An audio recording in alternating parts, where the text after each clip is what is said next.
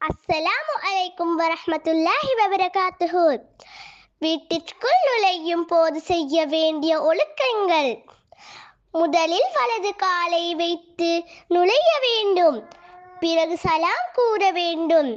இதனால் ரஹ்மத்தும் நிம்மதியும் கிடைக்கும். பிறகு துஆ ஓத வேண்டும். வீட்டிற்குள் நுழையும் போது ஓதும் துஆ: பிஸ்மில்லாஹி வலஜ்னா வ பிஸ்மில்லாஹி ஹரஜ்னா வ அலல்லாஹி ரப்பினா தவக்கல்னா. வீட்டிற்குள் நுழைந்ததும் துஆ ஓதுவதால் ஷைத்தான் வீட்டிற்குள் நுழைய மாட்டான்.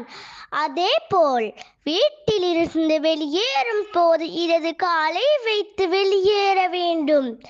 மேலும் வீட்டில் உள்ளவர்களுக்கு சலாம் கூறி வெளியேற வேண்டும். பிறகு துஆ ஓத வேண்டும்.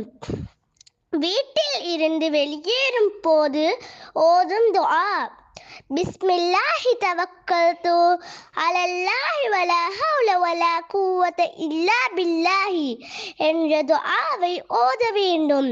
இதன் மூலம் அல்லாஹ் மலக்குகளின் மூலம் எமக்கு பாதுகாப்பை வழங்குவான். ஜஸாக்குமுல்லாஹு கைரா.